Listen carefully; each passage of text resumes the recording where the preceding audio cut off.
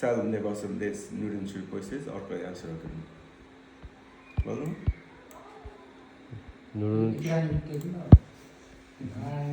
Nuk esasini.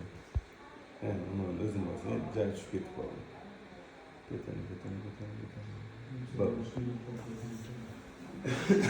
Bitta bosib, bo'ldi, turasiz shuni. Xo'p, ya'ni candlestick holatida bizda candlestick shunaqa shakllanadi endi taxminan. To'liq bullish bo'lishi uchun, to'g'rimi? Bu nimani bildiradi? To'liq baychilar ustunlik shu kuni, agar bu kunlik candle bo'ladigan bo'lsa. Lekin bu hali to'liq confirmation emas, ya'ni tasdiq emas. Nimaga? Chunki bugungi kundagi bozor hali yopilgani yo'q. Agar hozir bozorda ochsak, xuddi shunaqa bullish turgan bo'lsa, bironta aksiyada kunlikda. Bu degani bu hali bullish degani emas rosa. Bu qachon haqiqatda bullish bo'ladi, confirmation bo'ladi, o'sha kuni xuddi shunaqa to'liq yopilish kerak. Qayerdan bilasizlar? Kech paytga borib turib, hammerga aylanib oladi, selga. Tushunyapsizlar? Ya'ni aynan shu yerda bizda confirmation kerak bo'ladi. Ya'ni bizda kunlik tasdiqini ola olmayapmizmi? Bitta pastga tushib olamiz. 4 soatlik. Ya'ni yopilgani aniqroq bo'ladi. Agar 4 soatlik bizga to'liq bullish bo'lgan bo'lsa, bizga kunlikda ham ehtimolan degan narsaga foiz balandroq bo'ladi. Qaytib olmasligini foizi. Chunki bizda doim bozor tepaga pastga ishlayaptimi? Bu degani candlestick ham bitta bullish bo'ladi. Pastga tushishligi uchun pastida yana bitta nimadir bo'ladi bu yoqqa. Ya'ni xuddi mana bu bullishda pastdagi zonaga baribir borib turib qaytadi. Biz aynan shu borib qaytganda shularni yarmidan kirib olish to'chkamiz ehtimolligi bo'ladi. Ya'ni shu eng qulay fursat. Va bu fursat bizga bozor ochilganda bitta zo'r beradi. Chunki aytganimdek bozor ochilganda qayoqqa ketishini qaysidir ma'noda boshlab berishadi, ya'ni kelish. Futbol ko'rasizlar, boshida o'yin birinchi 10 minut aniq bo'lib qoladi, qaysi tomon ustunlik, xuddi shunaqa. Lekin oxirida urib qo'yish mumkin degan narsa bor, to'g'rimi? Ya'ni xuddi shunaqa analitika ketish kerak-da bozorda. Sizlar grafikaga qarab xuddi shuni tushunishinglar kerak. Prosta bo'lishgan finalga tepaga ketadi, hamma ekan pastga ketadi. Bu narsani hech marta qaytarganman, to'g'rimi? Ya'ni tagini tushunib olishinglar kerak. Bo'lishgan bitta candle bilan polni bozorda tushunib olsangiz bo'ladi. Bitta candle bilan. Malayziyada aynan shu bo'yicha faqat candle bilan ishlaydigan komanda bor. Birga ishlaganmiz ular bilan. Candle o'zini shunaqa zo'r tushunadi, boshqa hech nimaga qaramaydi.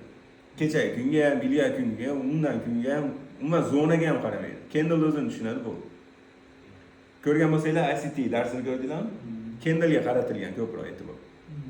Bitta candle ahvoli qanaqa, o'sha candle'ga nisbatan order block, o'sha candle'ga nisbatan nimaga u candle'ga nisbatan olyapti? Chunki bittagina candle o'sha kundagi bozor holatini gapira olmaydi. Ya'ni bittagina candle sizga investorlarni o'sha aksiyaga nisbatan bugungi kundagi kayfiyatini aytib beradi. Buni tilini tushunishingiz kerak. Prosta bo'lishinga alfin ekan, prosta nima deydi, olishim kerak ekan degan ma'noda ishlanmasligi kerak. Okey. O'tirib turarsiz kerak. Okey, endi bizga aytib o'tganimdek kunlik to'liq bullish bo'ladimi, yo'qmi degan narsaga 4 soatlikka o'tib olib turib tasdiq olish imkoniyatimiz mavjud va buni biz confirmation deb ataymiz. 4 soatlik bo'lishligi uchun. Endi 4 soatlik qachon yopiladi? 6:30 da bozor ochildi. 4 soat qo'ysak 10:30. Demak bizga keyingi kirish tochkasini bekorga men 11:30 deganim yo'q. Chunki keyingi kirish tochkasi 4 soatlik to'liq bullish bo'lgan bo'ladi. Keyingisi bizga ozroq pastlab bergan bo'ladi. Bu narsa kakras 11:30larga to'g'ri keladi. Tushunganinglardek soatlar ham meni bo'sh vaqtimga ajratilmagan. Bolalarga aytaman-da, men nashon paytda kiraman, misol uchun komanda ishlaydi-yu, misol uchun sizlar ham komanda qo'shilmoqsizlar boshqa. Men chiqib ketsam ko'chaga, zalga, boshqaga o'zim ishlarim bilan chiqib ketsam, ishlamaydi deb o'ylaydi. Treningda bitta zo'r narsa eslab qolishinglar kerak. Ko'p ishlash, ko'p analitiklik foydasi yo'q. Kerakli vaqtda kerakli tochkani foydasi kerak. Zo'r analitik bo'lib o'sha aksiyani ola olmaganingiz foydasi yo'q. Kerakli tochkani kerakli joyda ishlab olishingiz kerak. Shuning uchun vaqtlarni ham to'g'ri qo'ying. Ya'ni bozor kirgan vaqtda aytilgandek, bozor ochilganda kirib olish bitta sistemaga ketsa, hozir xuddi shunga nisbatan aksiya topamiz sizlarni. Bozor oxirida kuzatamiz qanday ketishlik. Keyin kechga borib o'sha vaqtgacha boshqa sistema beraman sizlarga, prosta kunlik bo'yicha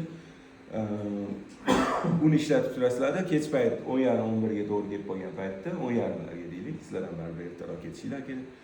10:30 gacha yana bitta analiz qilamizda, ertangi kun yurishi mumkin bo'lgan aksiyalar topamiz. Ya'ni ertangi kun deganim keyingi bozorga. Qaysi tur kunga to'g'ri kelsa. Tushundinglar-da? Okey. Ya'ni unutmanglar, mana bu narsani fake degan narsa bor. Ya'ni fake breakout ham deb qo'yishadi ingliz tilida. Ложный пробой deydi ruschada, mojda eshitgan bo'lsanglar.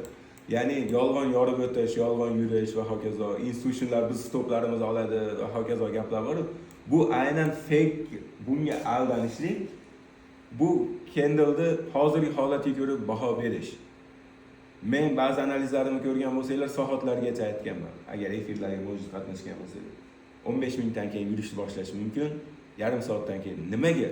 Chunki menga bitta 4 soatlik confirmation berib bo'lgan breakout bu yoqda to'liq yorib chiqqan zonalar deylik.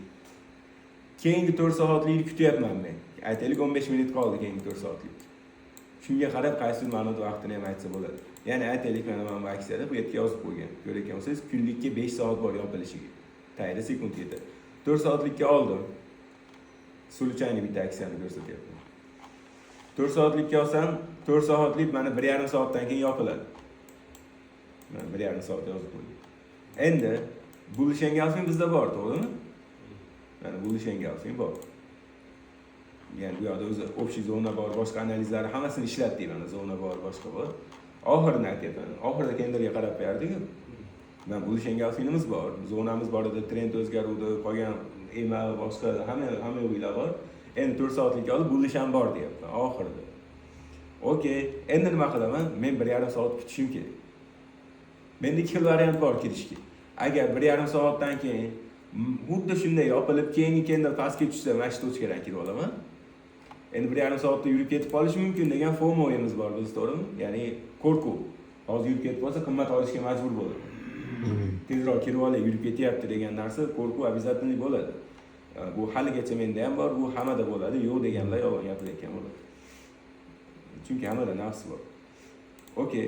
Ikkinchi tochka menga agar yurib ketib qolgan taqdirda ham yana ham yaxshi, confirmation yaxshiroq, ya'ni tasdiq zo'r bo'ladi. Chunki nimaga? Bizda oldingi berishimiz bor bu yerda, ko'ryapsizlarmi? Oldingi selni bosimi bor. Shuni yengib o'tib tepaga chiqib qolsa 4 soatlik. Bizga yana ham zo'r. Biz keyingi zonadan kirib olaveramiz. Ya'ni tushunganinglardek, bizga mana buni ham break qilib bersa, tasdiq yana ham kuchli bo'ladi. Chunki kuchli zonani yorib o'tgan bo'ladi va keyingi 4 soatlik bizga обязательно katta ehtimol bu yoqqa tushib beradi. Yopilish tushmaydi, faqatgina borib tepada yopilishi ham mumkin. Ya'ni qanaqa tushundim? Mana borgani pastga ko'ryapsizlar? Bunday borgan tepaga chiqib ketgan. Xuddi shunaqa mayib kelib tepaga chiqib ketishi mumkin. Biz endi nima qilamiz? Aynan shu zonalar atrofida, aytaylik 16 dollarlar atrofida o'sha olishni boshlaymiz. Keyingi zonagacha. Bizda keyingi zona o'sha ancha teparoqda. Endi struktura, take profit qo'yamiz, stop loss qo'yamiz degan gaplar boshqalar sekin-sekin xudo xolisa tushuntirib o'tib ketaman. Hozir aksiyaga realniy holatga o'taylik. O'chirar ekan.